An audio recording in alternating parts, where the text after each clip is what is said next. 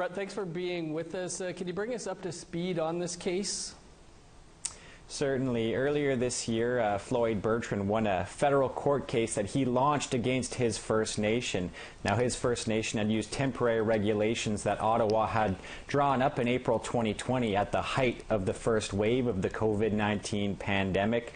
These regulations authorize band councils to postpone or cancel their elections for 6 months, with the option to renew for another 6 months. At the time, there was concern that First Nations would have to hold their elections amid spiking case counts in a raging global pandemic. The problem was that Floyd's First Nation, the Dene First Nation, isn't under the Indian Act. It has a custom election code that doesn't allow for postponement. So when it went to court, the judge not only ordered the First Nation to hold its election, it declared that part of the regulations to be invalid. The feds appealed that decision, but earlier this week they abruptly withdrew that appeal. What was the reaction from all the others involved in this case?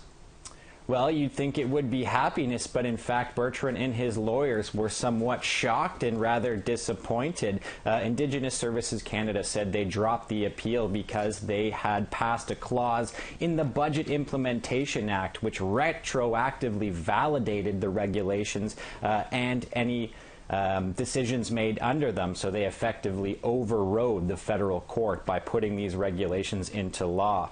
Well, Bertrand planned on challenging that line in the Budget Act. He filed a document alleging it was unconstitutional because it violates the sovereignty of self-governing First Nations, and 2 days later the federal government withdrew that appeal, leaving them somewhat surprised. Sounds like there's still some outstanding issues then, so what happens next here?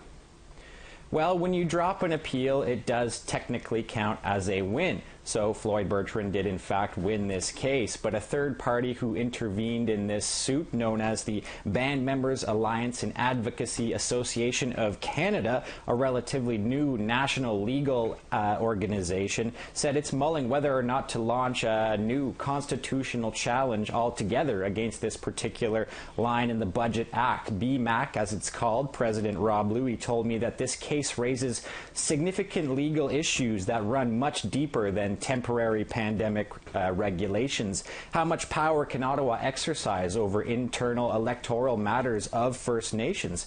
Can the feds really just snap their fingers and create these new rules that allow chiefs and councils to unilaterally extend their own terms? How much right do band members have to seek review, transparency and accountability for elections they might question? These were all concerns that Louie said they were hoping to get judicial clarity on in this case. Now that the appeal's been dropped, that's not going to happen. Brett, we'll have to leave it there, but appreciate you taking some time for us, and congrats again on the new gig as the host of Nation to Nation. Thanks, Dennis. We'll see you next season.